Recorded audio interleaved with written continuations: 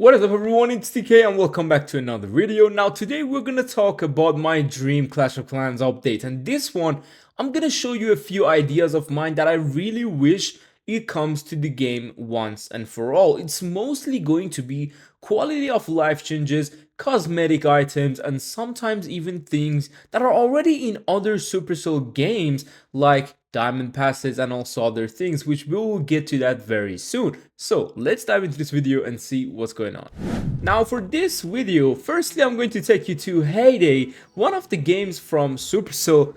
And guys, we have a Wheel of Fortune here. And for those who are actually wondering about my, Heyday farm, I have not been playing for a long time, but I did put a lot of effort back then to try and maneuver things around. Like, it's not the biggest thing. Don't worry, don't even trip about my village or whatever, like farm in Heyday. We're gonna take a look at the Wheel of Fortune.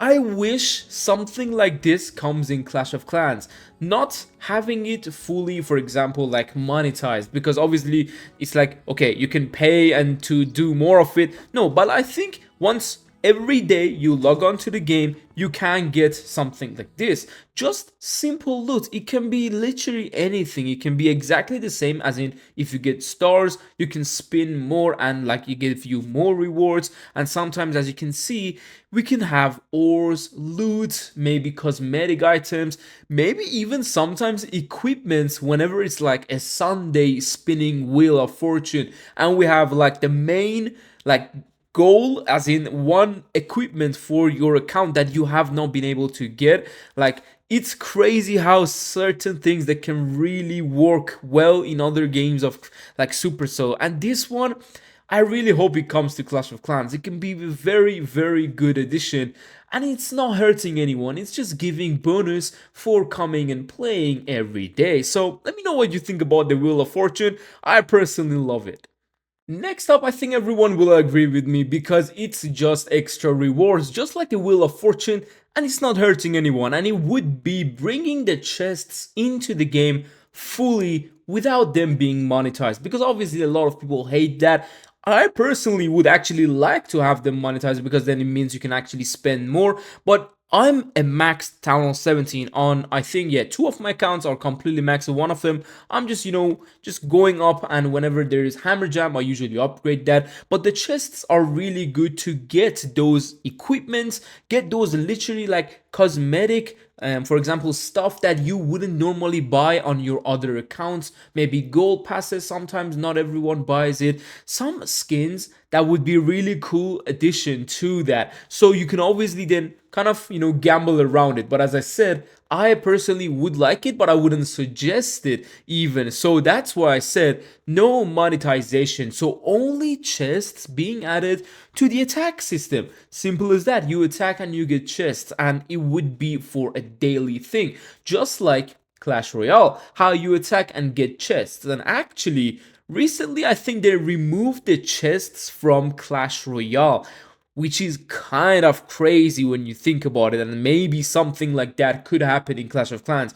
They could suddenly come and say, yeah, we're removing, boom, one of the key things that we've ever seen, like a big thing, a big factor in the game. So I hope that doesn't happen, or at least if it happens, it's for the good. But having chests in the game will just make it so much more interesting. It's a fun thing. You don't know what's gonna happen. Just like the spin, like Wheel of Fortune, whatever you want to call it, it's something that you don't know what you're gonna get, but you work for it because it's luck based like kind of things. Obviously certain games play around that, and it's like bringing you to gamble, spend money, and they will have certain like prices to it. So that's why I'm saying, do not bring it in a way that it's going to be gambled or it's going to be monetized, and I'm completely against it. I wouldn't mind it being in the game, but I'm against it being in the game, if you know what I mean. So obviously that would be my second dream thing coming true, because the chests are so fun, man. It's really fun, especially on the streamers,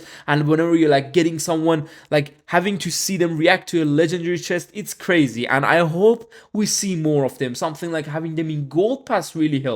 Having them in clan games where you can choose to get, for example, 10 chests as the last reward, which is usually 100 gems, a rune, and a book. So they can adjust to that. They can put ores, as I talked about it on my ore video, and also they can put, for example, 10 chests. You could gamble in a way like it's good because you already worked for it, didn't pay for it, but it can be like, okay, I'm gonna trust my god and go for the 10 chest thing in the clan games rather than a rune. It might give me more stuff that is more worth it than a rune, like cosmetics, like a scenery, or I don't know, like a hero skin, statue, something. Like even ores itself, they can give you ores, the chest. So obviously I think it would be so fun to mess around the game. It's just fresh things, obviously, and things that you don't expect. That's something that will always be and will be staying fresh in the gameplay. So hopefully it will be a nice addition to the game where you can kind of get those chests on multiple occasions inside the game. Next up, I really was going to say Diamond Pass, because Diamond Pass, it's already in Clash of Clans games, like obviously not Clash of Clans, like Supercell games. It's already in Clash Royale, and it's also in Brawl Stars. It's not exactly called the Diamond Pass, it's certain other names, but it's so fitting with Clash of Clans, and I don't know why we don't have it. Maybe there is certain reasoning around it. Maybe they don't want to make Clash of Clans as monetized as Diamond Pass could possibly be, because Gold Pass is, I think, the biggest Supercell sales. It's way better than like hero skins, it's way better than those sceneries, even legendary sceneries, and I believe it's even better than the offers that Supercell brings, especially with the ores. So Gold Pass is a huge deal. That's why I think they didn't want to change it too much. They didn't want to adjust certain things to it. But my idea for it is simply just have the Diamond Pass a row above the Gold Pass, where if you purchase the Diamond Pass, you would get the same things from the Gold Pass itself with extra rewards on the Diamond Pass, and also you can kind of put like the price higher a bit from the Gold Pass itself. So many people wish to have more prices in the Gold Pass. If you are a maxed Town Hall 17, you don't use literally a lot of the things in the Diamond Pass. I sell everything, even my like capital gold. I sell everything. Like we sometimes even get clips from like Supercell where they are selling their capital golds to gems anyway. Like this book of fighting, I'm keeping it because I know we're gonna have an update in the future very soon. So I'm gonna keep the book in case there is like troops coming into that update, or for example spells coming into the update, or heroes gonna get upgraded. So I'm holding a few things, but obviously when I know, okay, this is gonna be the update, for example in June, and then there won't be an update all the way until like mid-summer or probably at the late summer, so then I don't need 3 gold passes where I can sell literally everything and just get gems. That's why I think a Diamond Pass will change that. You can actually purchase the Diamond Pass. It will give you chests. It's like free rewards. It can give you so many things. And if you have them full, it will sell them. Simple as that. Just like you would already sell them.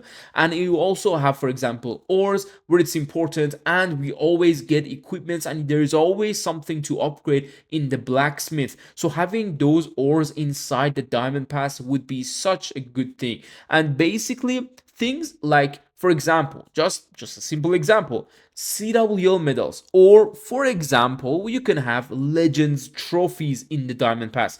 These ones, the ones that are on the right hand side of your screen.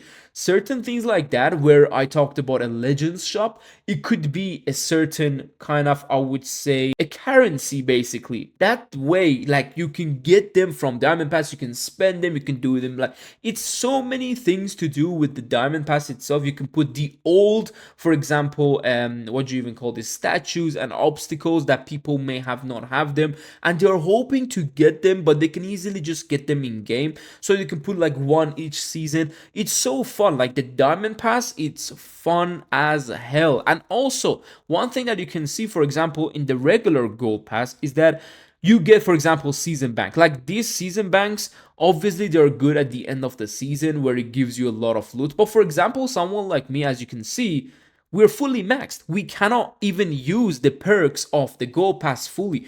Only thing I use through the Gold Pass is where we get, for example, books, and it will sell for 50 gems. Even these portions, like the resource portion, I don't actually think so many people use it. I think everyone just sells it because guys, the resource portion just boosts your collectors, whereas it's so easy to loot, it's so easy to attack now. You can literally get 10 times more loot in one attack than boosting your resource portion for 3 hours, if you know what I mean. So obviously there is things like this little by little where it can really change the gameplay of Clash of Clans, and having them to, for example, have something added to it, it would be much better. Like the builder bank, I don't know who uses that. Like honestly, it can be so much more. It can be an ore bank. Literally, that would save so much things, because I know a lot of people are wasting their ores, for example, on certain occasions. I personally have maxed on both of these, and yeah, it's a lot of story ore, I know.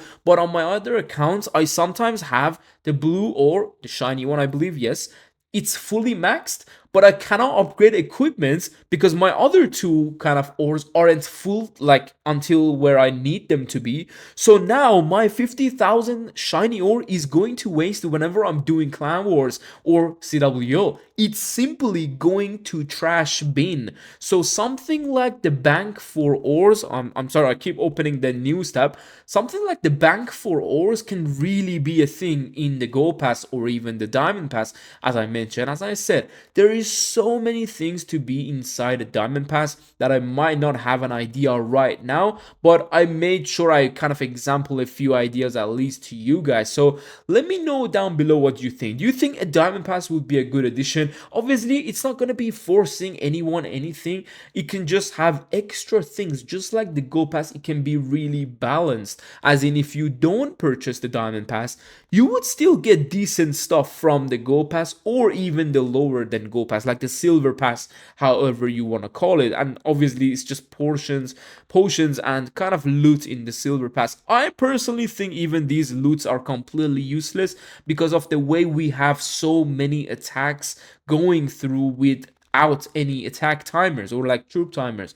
It's just looting in the game, it's become so much simpler. So I think the game will eventually adapt around that and be like, okay, we don't need this much loot on this part of the game anymore. We can have ores, we can have even dark elixir where it's harder to get, for example, for certain people. We can have certain boosts around that, and obviously it's all coming down to Supercell and how they want to introduce those stuff to the game. Next up, I'm going to talk about the statues, because obviously this is not like a big thing. It can literally be anywhere Supercell wants it to be. It can be full of statues, it can be really low on certain seasons, but the main statues, the cosmetics that are really tough to get, these three items, and also the scenery, which is for I believe, yes, it's the crossover scenery.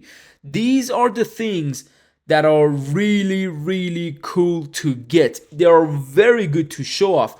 I would even put them right above legendary sceneries because they are more legendary. They cost technically more to get them than a legendary scenery. Each one of these, I believe, is like $90, and the scenery is actually 100 something dollars if you want to kind of calculate the Supercell ID store and like how much you have to spend to get that ID store. So these are more unique, and I really hope we get more of them. Literally, it can literally damage no one.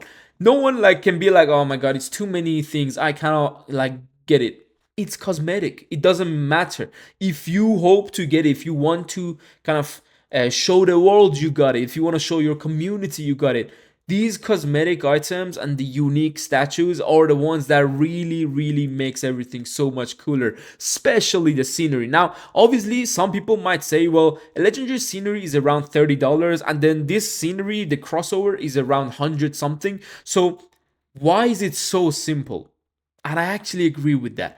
Why is this scenery so simple, but it costs a lot of Supercell ID points? It's not a legendary, whereas you can zoom out. You can't really technically do anything around it. You can't jump in and play something, just a little gameplay. It's like the simple scenery where it combines all the games of Supercell. I'm not saying the scenery is bad, don't get me wrong. The scenery is actually good, but it doesn't have much to it regarding its price point. So obviously it can be changed, as in the scenery itself can be improved, especially the obstacles that can be lively. Like, for example, if you tap on this obstacle, it can like do something.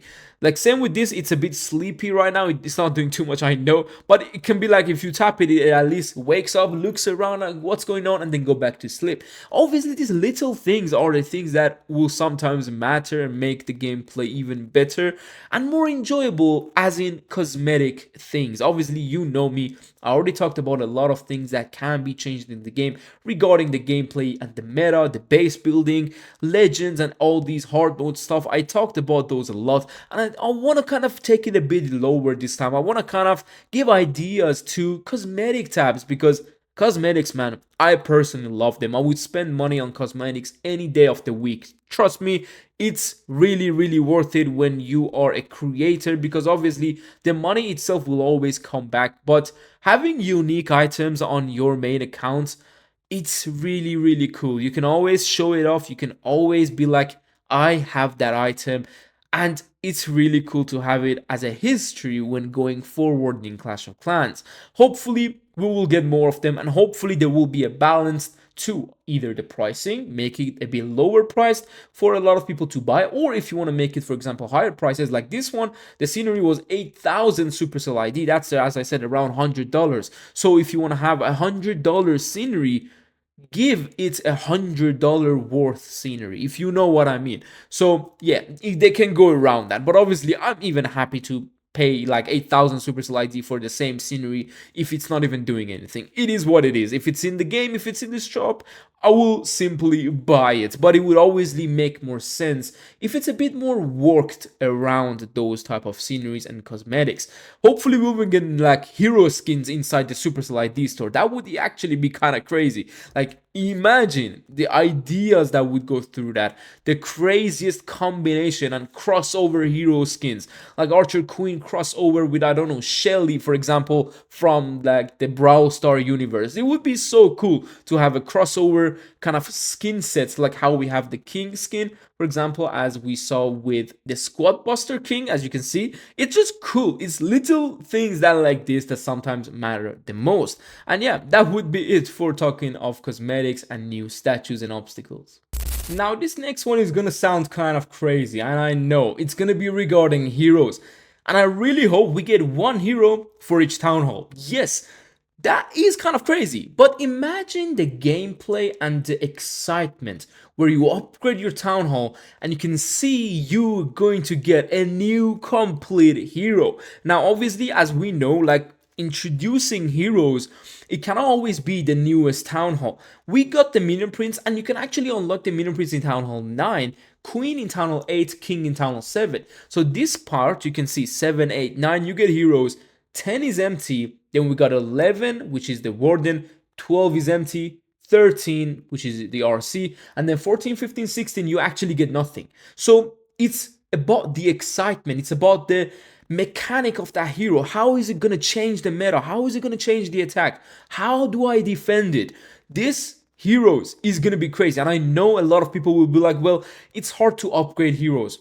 Guys, that can all change. Certain things are being talked in Supercell about upgrading heroes and using them in wars actually when you are doing that. So even like, for example, friendly challenges and stuff, you can actually have that coming to the game beforehand, making sure we already solved that issue of upgrading heroes and the timers. But regarding upgrading heroes, guys, the heroes don't actually need upgrading themselves that much. You need to upgrade their equipment. That's why if you even have a low level hero, you can actually hit a higher town hall if you have good level equipment. It's just as simple as that. But for example, if you go to, for example, the blacksmith, you can see how we have a little empty spot. Like whenever I look at this, I'm really happy. I'm like, we're getting heroes. We're getting different gameplay. And obviously, the heroes need to have certain things, like they can't be too imaginary, okay? I know a lot of games out there that they're messing their own game with bringing too many heroes. So that's why, like, I didn't say bring, for example, those heroes in a higher town hall. That's why they're going to be in lower town hall, where it doesn't change the gameplay and the aspect of Clash of Clans too much. Whereas if you only unlock heroes on town hall, for example, 17, 18, 19, 20, people are gonna be like, wow, everything is in the higher town hall, man. By the time I reach something like this, there's already gonna be 2 town halls above it, 2 more heroes coming after it. So that's why the heroes will be spread between the lower town halls than the current max town hall 17, so people can get them when they're just logged into the game. They don't have to work for it too much. Plus, we need some balancing with the equipment, obviously, whenever that comes. And when you get a new hero, the equipment itself should be on a certain level where you can actually use that. Or for example, if you want to put ores for it, as I said, with the ore video that I did, and also even this video, there has to be ores on different like variety of places inside the game. So the shops, the gold pass, diamond pass, clan games, you can put ores in the attacks more, you can put ores more in the wars, you can have like multiple wars at the same time in different clans. I don't know, sorry, just mad ideas. But more ores will be easier to upgrade the heroes. Don't look at it like now, whereas we have already too many equipments and people aren't able to catch up. And you're like, hold on, TK, you're saying get more heroes. How are we gonna ever catch up? That's what I'm saying. There already needs to be certain problem solving before that when they want to bring in more hero. I personally don't think we're gonna have another hero in the next update, like the town hall update, because we already got the minion prints really soon, like earlier or recently, sorry, kind of going with around with the worlds. But yeah, we got minion prints recently, so I don't think it's really good to bring a new hero in town hall 18. But maybe if they want to do that, they can do the same thing. So bringing a hero inside town hall 10, that would be really cool to see those early town halls, how they fight around the base, choosing their heroes, choosing different versions of attacks. It would be so much fun. Next up, I'm actually going to give you an idea for new spell towers and the third spell tower itself. I love this building. This might just be my favorite building in the entire game. My favorite defense. People say their favorite defense is Monolith. People say their favorite defenses are, for example, I don't know, Expose or Scatter Shots. No, the spell tower is my favorite defense because of the way it changes the way you plan and you attack. Monolith doesn't do that. There is a lot of bases where you're like, okay, Monolith is here, let's go from here, or let's say here. But the spell towers change the aspect of how you look at the base, what plannings you change or armies you change regarding that, especially with equipment. You don't look at a multi-inferno and be like, I need this equipment. No, you don't care. But for a spell tower, you look at it, for example, as an invisibility tower, you need the giant arrow. You're like, okay, I either need a giant arrow or I'm gonna go with invis skeleton placement. And that would be changing the way you attack for the rest of your attack. It would also change the way people will bait that base, having it in a way where the sweepers aren't close by, so you can't take the sweepers or the area defenses down with the giant arrow. Moving around that simple one spell tower, it's going to be game changing. Then we got rage towers. You need fireballs for them. You need RC charges for them. You need to have warden ability for them. You need to start either your attack to it or overgrowth it at the back end of the base. You can see how people need to change their way of attacking regarding these. And the poison tower, I don't even want to say it. It already damages even the troops. It's crazy good. And I love it. As I said, I hope we get a third spell tower in the new town hall, which is going to be town hall 18, coming hopefully in December. So we'll have to see what happens in that update. I hope with all my heart we get a new spell tower, and also we get something like a skeleton spell or a free spell to be dropped on the enemy. It's crazy, like a shrink spell where it can shoot the spell inside that enemy troops and they will all shrink, just like the trap we had. Guys, the spells are forever. You can do so much with them. Maybe even a defensive overgrowth spell. Imagine if people get close to that area of the base and you have that overgrowth to dive in and come back down, but then the defenses can actually shoot back inside the overgrowth. Like a shield where you're protecting your defenses, but the defenses can shoot outside of it. Guys, these are all ideas that will come eventually, and it would be really cool to see them in game. And I love it about spell towers. It can definitely change the meta forever, and it doesn't even need to be coming with new spells inside it. They can have the same spell towers, but 3 of them. You can maneuver around the base, have double rage set up on certain area, have another area with the poison tower, have double invis and a combo with the rage tower. It's so much fun. Let me not tell you how much fun I'm going to have base building around these spell towers. And I know the builders out there would love this idea because of the way it can change the way they also think about base building. It's just super, super fun. Now, lastly, it's not gonna connect to anything in the game except the Town Hall 17 players, which, yeah, as you can see on the screen, we really hope, like I personally really hope, we get a rework to the Giga Bomb. If this defense is going to be outside of the Town Hall, it needs to be deadly. It needs to be scary, not only in hard mode. In hard mode, people see it and they are afraid of it. But in regular mode, you don't even need the Warden ability. 2 healers can heal you through it. Warden Healing Tome can heal you twice better through it. A healing spell can heal through it. It's not scary. It's not scary enough. It does not slow down those troops. If you remember in Town Hall 16, we actually had the Town Hall Poison and the Giga Bomb at the same area. So once you go through the Town Hall, they would actually slow down your troops even, except like without having them to blow away.